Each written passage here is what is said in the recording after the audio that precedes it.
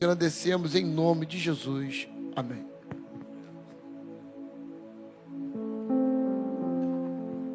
Meus irmãos, da paz do Senhor, fique sobre seus pés em nome de Jesus.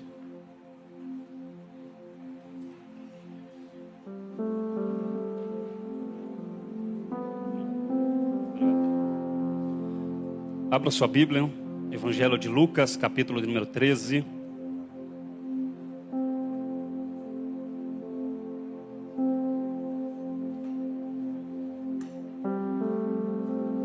Lucas, capítulo 13. Enquanto os nossos irmãos estão à procura, quero glorificar ao Senhor pela oportunidade de estarmos adorando ao Senhor e poder estar ministrando a sua poderosa palavra, amém? Amém, irmãos? Quantos creem que Deus ainda está nesse lugar? Amém? Quero dizer aos irmãos que esta casa é uma casa privilegiada. Eu poderia não ser o mensageiro dessa noite. Deus poderia levantar qualquer um dos irmãos. Eu sou apenas um copeiro do rei. E que Deus, pela sua misericórdia, possa estar falando com os irmãos.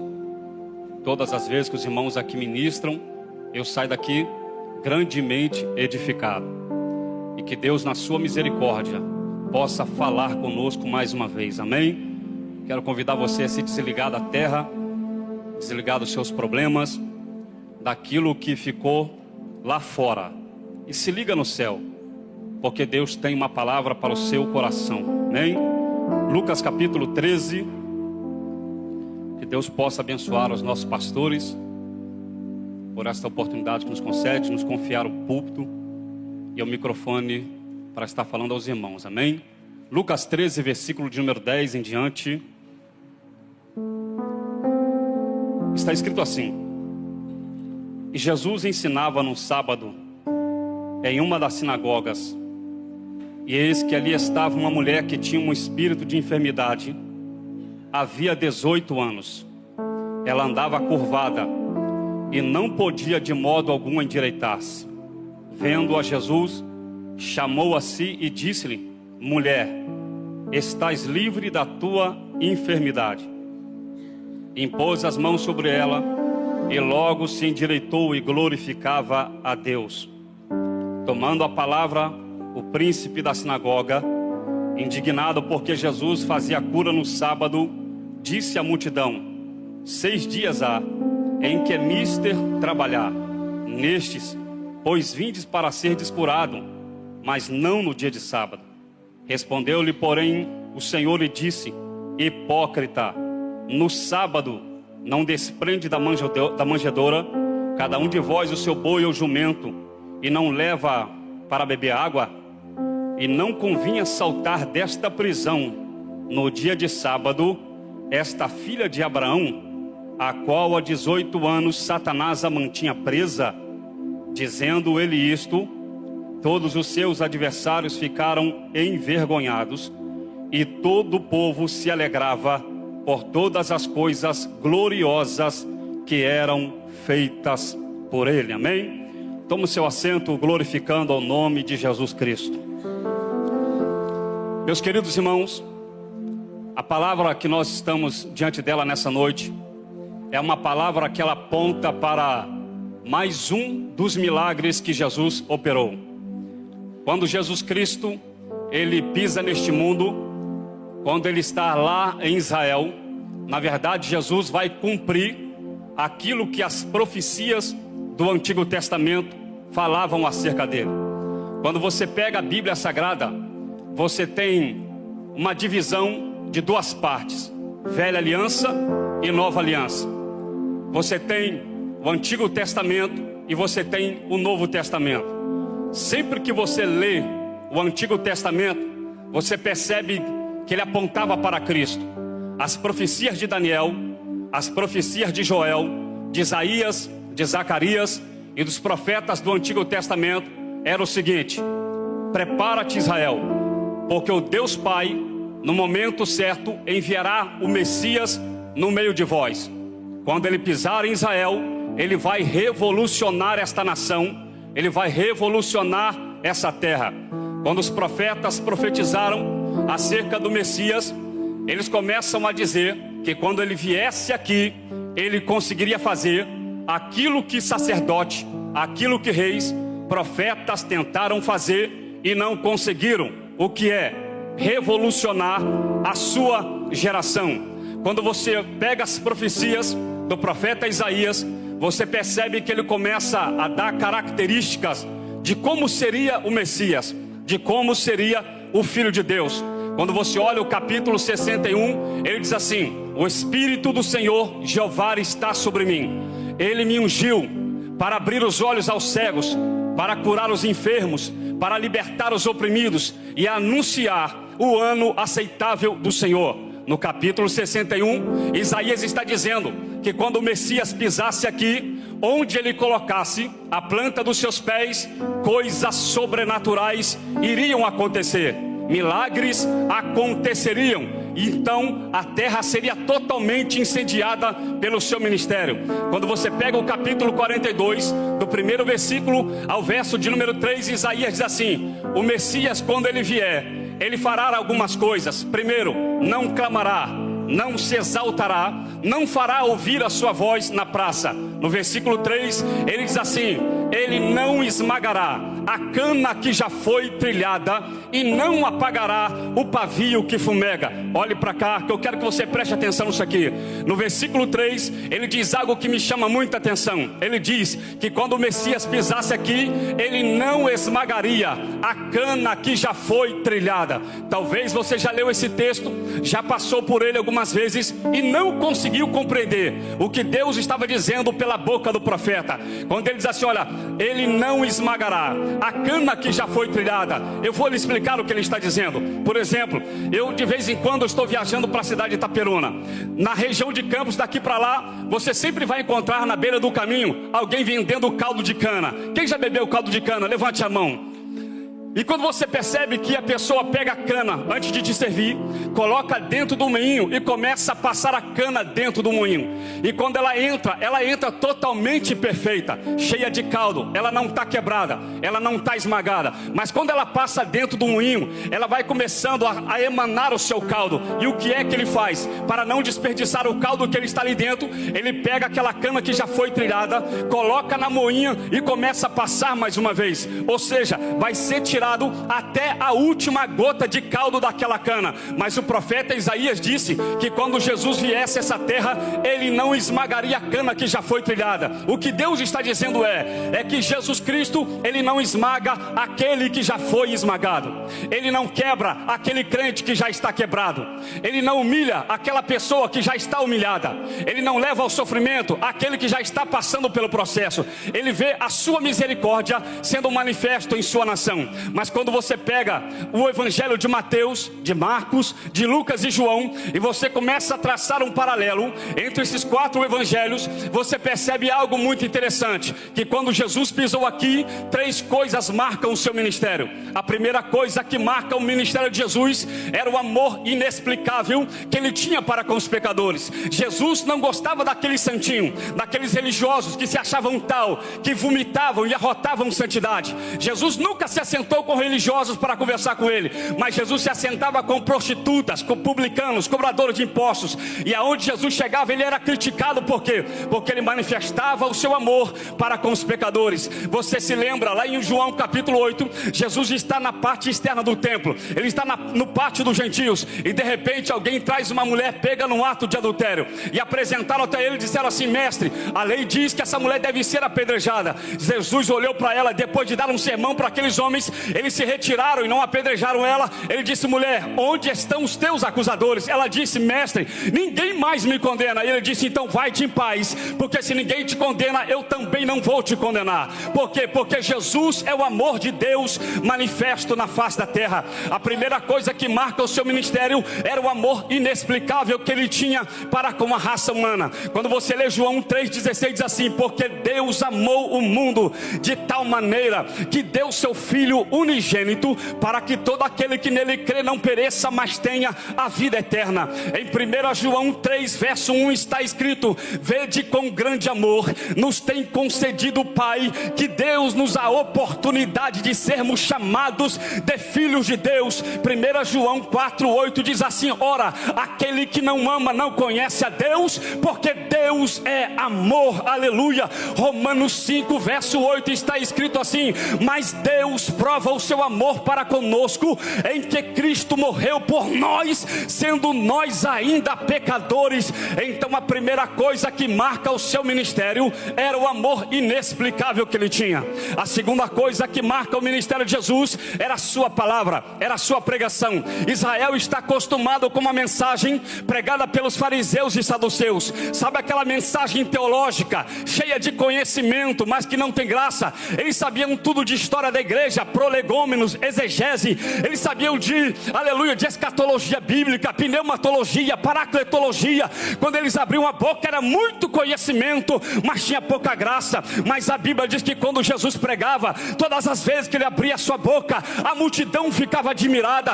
Eles olhavam para ele e disseram assim: como esse cara sabe tanto se ele nunca passou por uma escola? Ali quando Jesus ele ressuscita, lá no caminho de Emaús, ele aparece para 2 discípulos. Ele começa a dissecar a palavra para aqueles homens, mas quando Jesus desaparece, um olha para o outro e diz assim: esse cara é diferente. Você percebeu que enquanto ele falava conosco, o nosso coração queimava, o nosso coração se incendiava. Por quê? Porque Jesus era cheio do Espírito Santo. Irmão, olhe para cá, deixa eu lhe dizer uma coisa. Sabe qual é a melhor coisa que tem? É que todas as vezes que você vai ouvir uma ministração, você não ouve apenas conhecimento. Conhecimento é bom demais, mas quando você tem a graça, quando você tem a unção, é a mesma coisa que você pegar uma picanha e você não coloca tempero, não tem sabor de picanha. Mas se você pode agora pegar apenas um prato de angu, mas colocar o melhor tempero, vai ser mais gostoso do que aquela picanha que você comeu. A unção de Deus também é assim,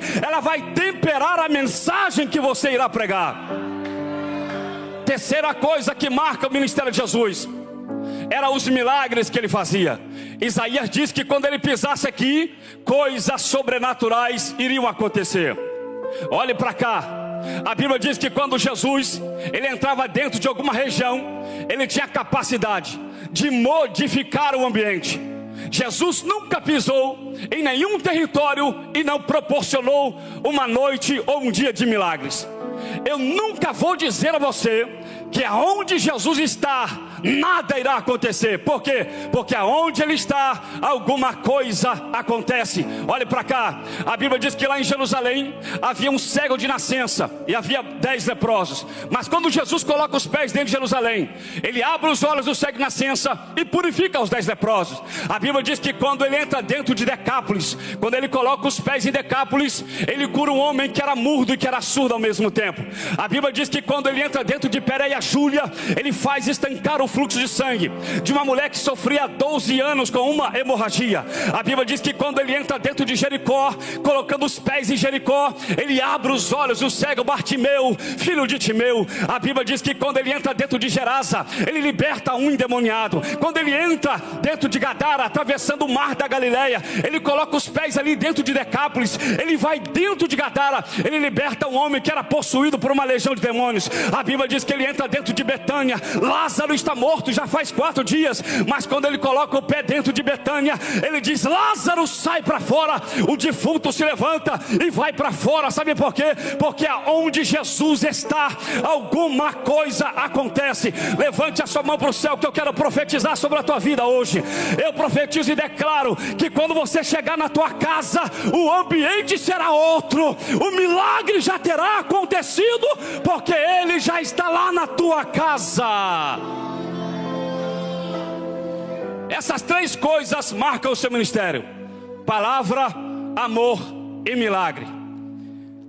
O texto que nós lemos fala de uma mulher que está enferma. Diga comigo, uma mulher que está enferma.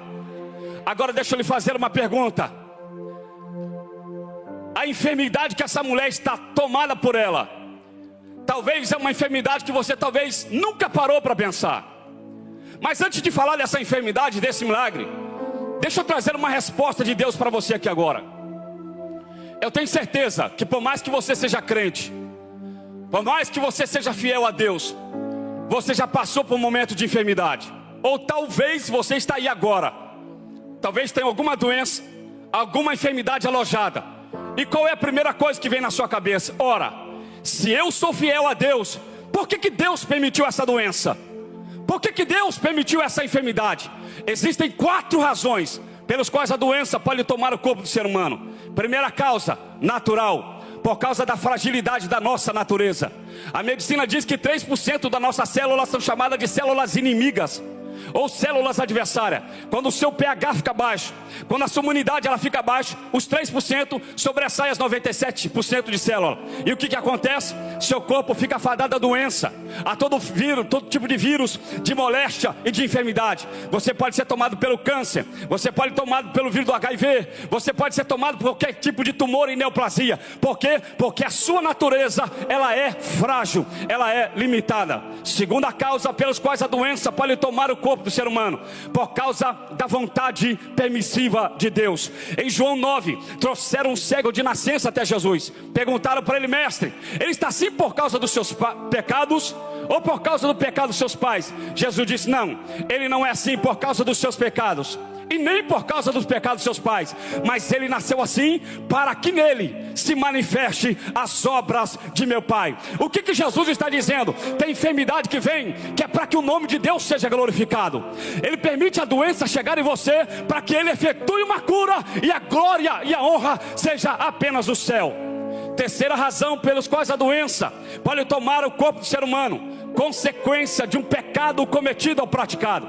João capítulo 5, Jesus vai lá no tanque de Betesda. O camarada está há 38 anos paralítico. Jesus olha para ele assim: levanta, pega teu leito e vai para sua casa. Quando ele pega a cama dele após ser curado, quando ele vai embora, Jesus olha assim: vai e não peques mais, para que não te aconteça coisa pior. Jesus deixa claro que aquele homem ficou 38 anos naquela situação por causa da consequência de um pecado. O pecado traz doença, o pecado traz enfermidade, o pecado traz moléstia. Todas as vezes que o homem pecar contra Deus, uma enfermidade virá no seu corpo para que você pague pelo erro cometido.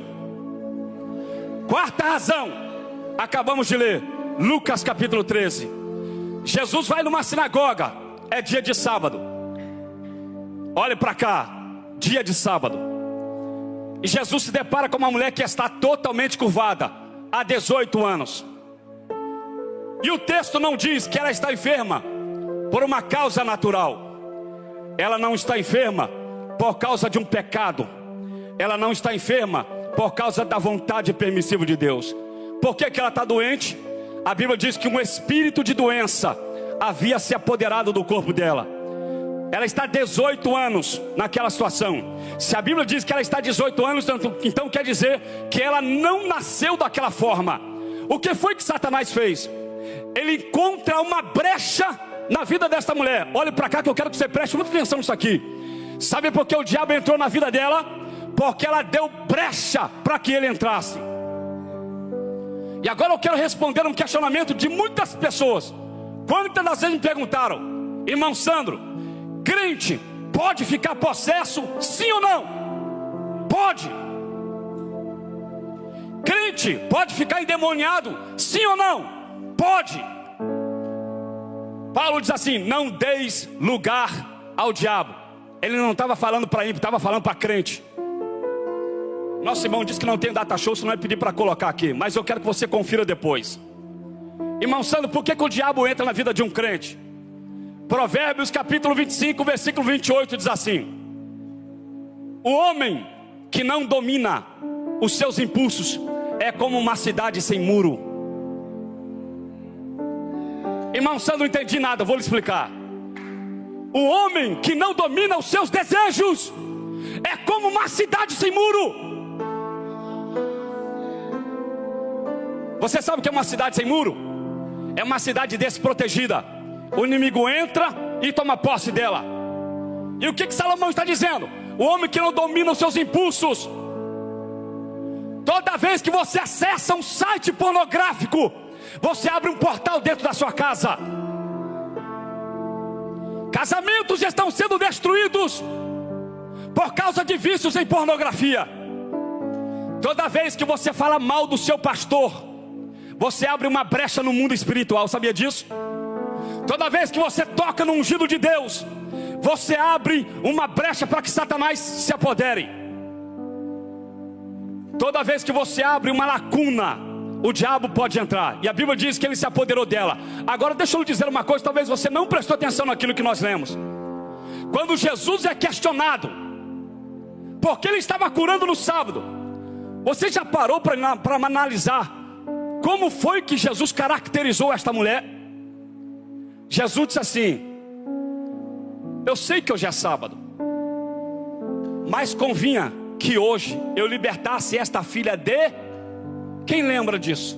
Quem lembra do que Jesus disse? Filha de... Vocês leram? Filha de Abraão. Ela é crente, está na sinagoga, mas está endemoniada. Ela é filha de Abraão. Sabe o que é filho de Abraão? É aquele que é escolhido. Ah, não, irmão Sandro, filha de Abraão é porque ela era judia. Não. Em João capítulo 8, quando Jesus é questionado pelos judeus, eles disseram assim: nós temos por pai Abraão. Jesus disse: se Abraão fosse o pai de vocês, vocês fariam a obra que ele faz. Então filho de Abraão não é porque é judeu, mas é porque é escolhido. Ela é eleita, escolhida, está na igreja, é crente, mas está presa por Satanás. Jesus disse assim: eu vim aqui para libertar ela. A Bíblia diz que Jesus toca na coluna daquela mulher, imediatamente ela se levanta. Olhe para cá. Antes de Jesus chegar lá, Satanás toca nas articulações dela, na cervical, e ela começa a andar para baixo. Deixa eu lhe dizer uma coisa, a história diz que ela andava tão curvada, mas tão curvada, que fazia 18 anos que ela não conseguia olhar para cima. A cabeça dela era tão pendida para baixo que a única coisa que ela enxergava as pessoas é pelos pés. Ela reconhecia a mãe dela olhando para os pés. Ela reconhecia os entes da família dela olhando para os pés. Ela não tinha articulação. Sabe por que Satanás faz isso? Porque o maior propósito do diabo é botar você de cabeça para baixo, é curvar a sua cabeça. A única coisa que faz um crente curvar a cabeça é só uma coisa. Diga: o que, irmão Sandro? O pecado. Você já viu aquele dia que você está bem com Deus, que você orou, você jejuou, e você vem para cá, você canta, você fala em línguas, você profetiza? É assim, não é? Você corre na igreja, faz aviãozinho, mas e no dia que você peca? Se o pastor te der uma oportunidade, você faz assim com o dedinho. É assim, não é? O dia que você peca, você se sente envergonhado, você não se sente digno de adorar. Então o diabo quer que você peque, porque ele quer ver você curvado, prostrado, humilhado. Porque o pecado humilha o homem. O pecado faz você baixar a sua cabeça. O pecado faz você se sentir indigno de adorar. Mas a Bíblia diz que Jesus entrou lá e disse assim: hoje eu vou botar essa mulher livre novamente. Hoje eu vou mudar as condições da adoração dela. Sabe por que Deus está nos dando essa palavra? Porque Deus está dizendo que tem pessoas que vai ser perdoado nessa noite. Deus mandou te trazer uma resposta, porque você se sente indigno de adorar. Você tem se sentido indigno de glorificar a Ele e de exercer qualquer função dentro da igreja. Deus está dizendo: acalme-se. Hoje não é sábado, é quarta-feira, mas antes de você chegar aqui, eu já estava te esperando. Hoje Deus vai tocar nas articulações do seu ministério. Hoje Ele vai tocar nas articulações da sua alma. Ele vai transcodificar o seu estado espiritual, e você vai sair daqui cuspindo labareda de fogo, porque Ele está nesse lugar. Fique sobre os seus pés. Hoje foi só um beijinho na rosa de Saron. Aleluia. Eu não vou estender não, porque daqui a pouco eu vou estar viajando para o Nordeste. Peço até aos irmãos que orem pela nossa vida. Daqui menos de 1 hora a gente estaremos viajando. Aleluia. Eu quero pedir você para ficar ligado no céu agora. Mas enquanto o ministério de louvor estiver adorando, eu vou convidar somente um grupo de pessoas aqui à frente. Só aquele que está precisando verdadeiramente de que Deus faça uma mudança na tua vida espiritual. Hoje Ele vai tocar nas suas articulações. Aleluia. Você está se sentindo fraco e desanimado. É você que eu estou convidando para vir aqui à frente agora. Saia do seu lugar e venha aqui, nós estaremos orando pela sua vida. Irmão Sandro, eu não sinto forças para adorar e para glorificar. Deus está te dando a oportunidade para te renovar nessa noite. Deus está te dando a oportunidade de você sair daqui hoje totalmente diferente do que você entrou. Oh, aleluias. Oh, glórias. Hoje esse demônio que estava tripudiando sobre a sua vida vai bater em retirada. Ele não tem mais autoridade sobre a sua casa. Eu quero declarar sobre a sua vida que hoje Deus vai te revestir de tanta graça, de tanta autoridade, que a primeira coisa que você vai fazer quando você chegar em casa, quando você entrar na porta, quando você colocar o pé direito, você vai apontar para dentro da sua casa e vai liberar uma palavra de autoridade. E você vai dizer assim: Satanás, você perdeu. Hoje você vai bater em retirada. Oh, aleluia. Eu quero orar só por aquele que precisa de uma mudança.